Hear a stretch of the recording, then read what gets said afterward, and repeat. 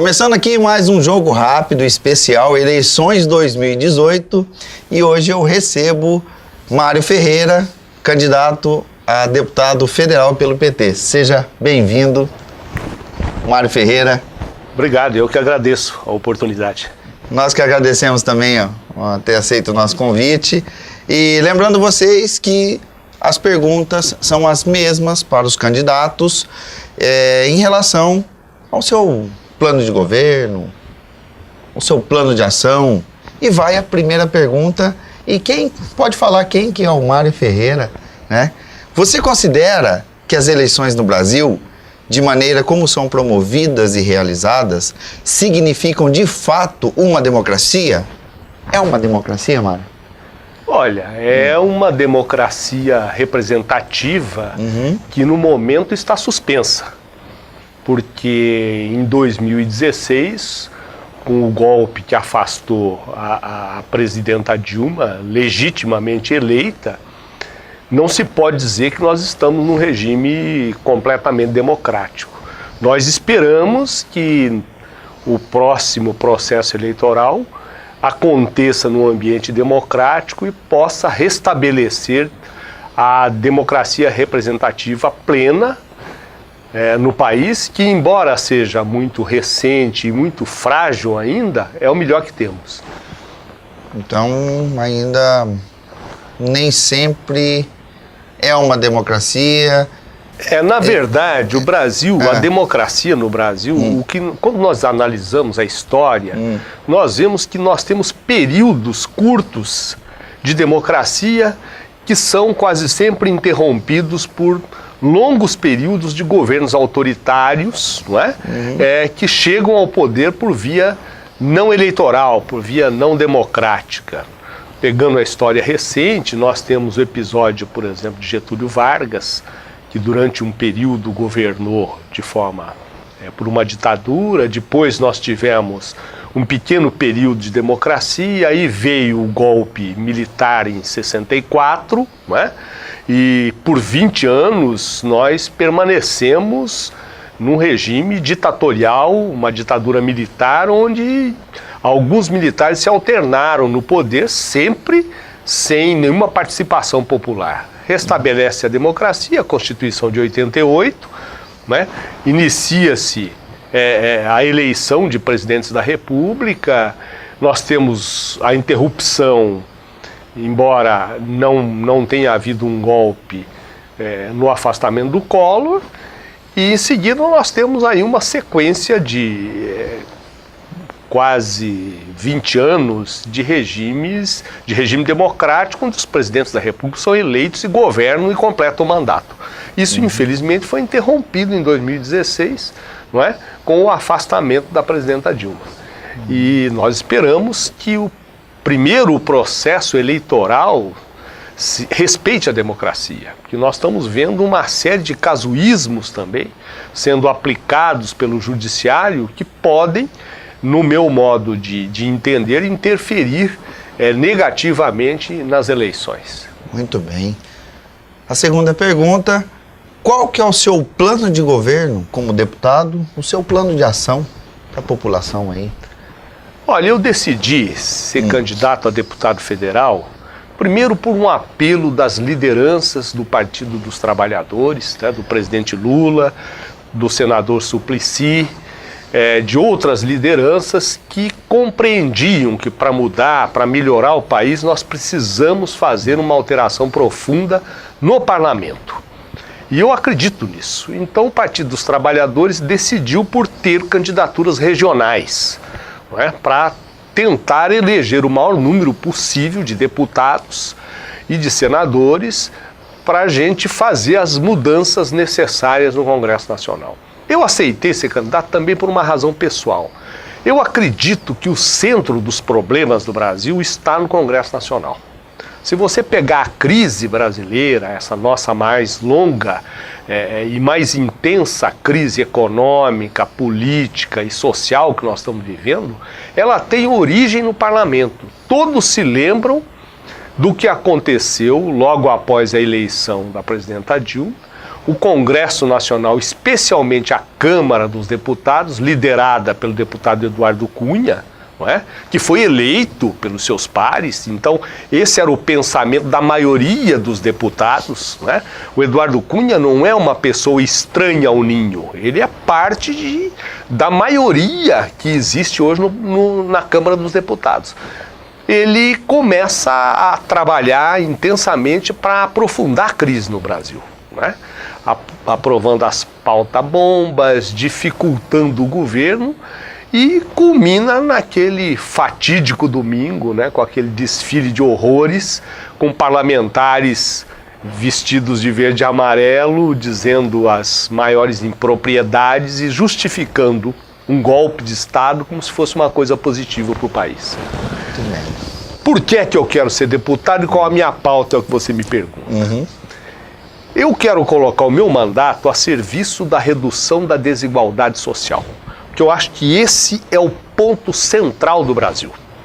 Um país onde 5% da população detém renda equivalente aos 95% mais pobres, quer dizer, 5% de muito ricos ficam com 95% com renda equivalente aos 95% mais pobres da população, tem alguma coisa errada. Não é? Um país onde distribuição de lucros e dividendos não paga imposto e onde o assalariado, a partir de um limite muito baixo, paga imposto, tem alguma coisa errada. E a desigualdade no Brasil tem várias causas, as causas são múltiplas, mas a grosso modo nós poderíamos classificar. Primeiro, os salários são baixos. Então, a primeira coisa é trabalhar para mudar o atual modelo econômico. O modelo neoliberal que não deu certo em lugar nenhum do mundo e que levou o país a uma recessão profunda e a 14 milhões de desempregados. Então, a primeira questão é trabalhar para mudar esse modelo econômico. Além disso, a segunda área de atuação que me parece também importante, além de recuperar o salário mínimo e emprego, recuperar investimentos, é a questão tributária. No Brasil, nosso sistema tributário está invertido. É um sistema, ao invés de ser progressivo, ele é um sistema regressivo. Ele tributa muito quem ganha muito pouco e quase nada quem ganha muito. Nós precisamos mudar essa lógica. No Brasil, são tributados fortemente os serviços e os produtos, e a grande propriedade, o lucro financeiro, praticamente não pagam impostos. Então, uma reforma tributária, trabalhar nesse sentido, é outro desafio. A terceira área é a qualidade dos serviços públicos, porque quando você tem serviços públicos de péssima qualidade, como no Brasil, você, na verdade, é uma forma de você concentrar renda. Porque se o Estado não oferece à população mais carente serviços de boa qualidade, ela está tirando renda real da classe média e dos trabalhadores que, não tendo saúde boa, tem que pagar plano de saúde. Não tendo boas escolas, pagam escola para o filho. Isso tudo é redução de renda da classe trabalhadora e das camadas da classe média. Então, atuar na melhoria dos serviços, e aí nós temos um problema. O Congresso Nacional é o grande responsável pelas carências de serviços ruins que nós temos no Brasil. A emenda 95, que foi a primeira medida aprovada depois do golpe, né?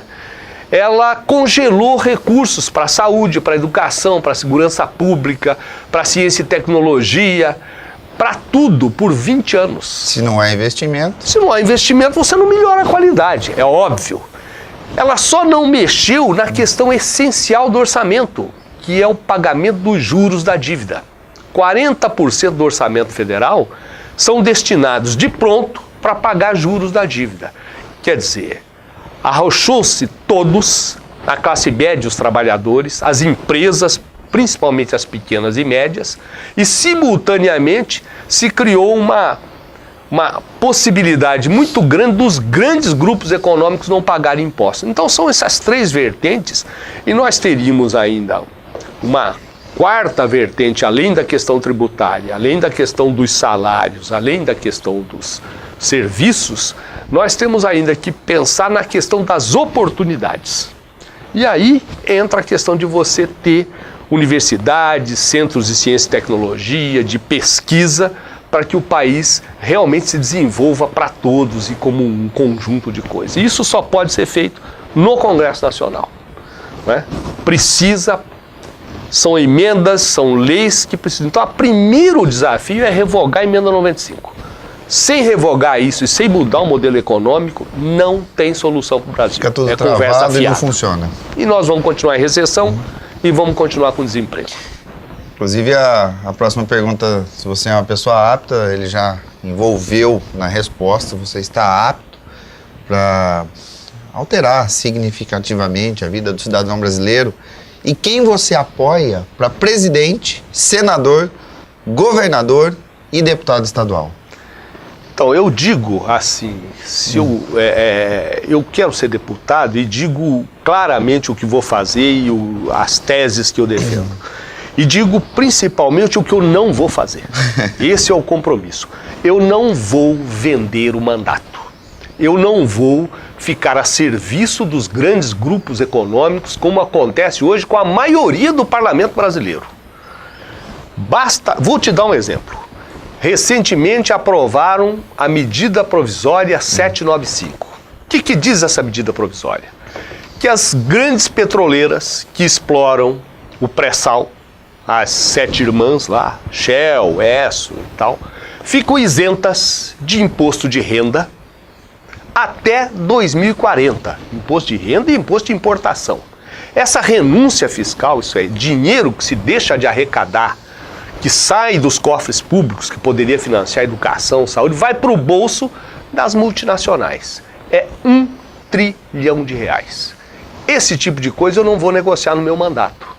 Eu quero fazer um mandato popular voltado para o interesse da maioria. Eu quero ter independência para votar. Então é muito importante, quando você for escolher o seu deputado para votar, ver como que ele votou na emenda 95, na medida provisória 795, na entrega do pré-sal. Levanta a capivara do sujeito. Isso é importante. Isso não quer dizer que se você votar em alguém que nunca foi também, você vai escolher bem. Eu acho que tem que levantar a capivara de todo mundo, né? Eu faço questão que examine e digo claramente as teses. E respondendo à tua pergunta, que eu divaguei, na verdade, eu apoio o modelo que é um modelo desenvolvimentista, nacionalista, né? Distributivo, que distribui a renda, que foi o modelo econômico que foi proposto e executado no país nos governos do presidente Lula e da presidenta Dilma. Um governo de inclusão, de geração de empregos, de geração de oportunidades, um governo que possibilite a distribuição da renda, a valorização do salário mínimo. Eu defendo isso. Eu acho que o Brasil precisa voltar a crescer, a gerar emprego, a distribuir rendas e oportunidades. Por isso eu apoio o presidente Lula.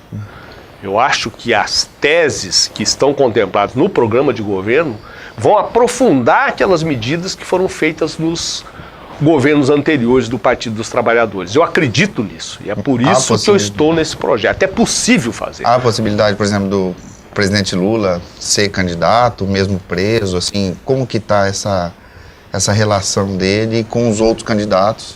Como que está, ele está apto ou não? O presidente Lula está apto, ele está registrado. Hoje ele é candidato, ele foi registrado pelo Partido dos Trabalhadores, aliás, num grande movimento, né? Milhares de brasileiros foram ao Tribunal Superior Eleitoral levar o registro do presidente Lula. Ele está em pleno gozo dos direitos políticos, ele não perdeu os direitos políticos. A condenação do Lula, muito questionável, não sou eu que digo. Foi condenado em várias instâncias, né? 2 instâncias, mais uma condenação questionável. Eu recomendo, inclusive, aos teus espectadores que leiam um livro chamado Comentários de uma Sentença Anunciada. É um livro da editora Praxis que reúne artigos de mais de uma centena de juristas criticando o processo. Mas ele está condenado em 2 instâncias, cabe recurso a mais 2 instâncias e não perdeu os direitos políticos. Inclusive, recentemente, o próprio Comitê de Direitos Humanos da ONU, né, fez ao Brasil uma imposição para que ele garanta os direitos políticos do presidente Lula. Então nós não temos nenhuma dúvida. Nós vamos defender a candidatura do Lula até o final. Senador? Senador Eduardo Suplicy e Gilmar Tato. Governador? Governador Marinho, que tem o compromisso de dobrar o salário dos professores no Estado durante o mandato dele e de transformar as nossas escolas em centros de educação, de cultura, para a gente enfrentar a grande violência que sofre a maioria da nossa juventude, especialmente na periferia das grandes e médias cidades. Deputado estadual? Deputado estadual, nós temos 3 dobradas com 3 companheiros do Partido dos Trabalhadores. Com o Enio Tato, que já é deputado, né? Com o Luiz Turco, também, que já é deputado e está nos ajudando, e com o Emídio, que é hoje, que foi prefeito de Osasco e é candidato a deputado estadual. E para deputado federal?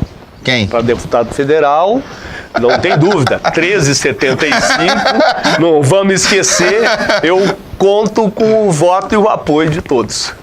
Lembrando vocês aí que o que faz um deputado federal? Ele propõe e modifica as leis, aprova e discute leis, fiscaliza o governo com o Tribunal de Contas da União, investiga denúncias nas CPIs, autoriza a abertura de processos contra o presidente da República, propõe emendas parlamentares e aprova o orçamento da União.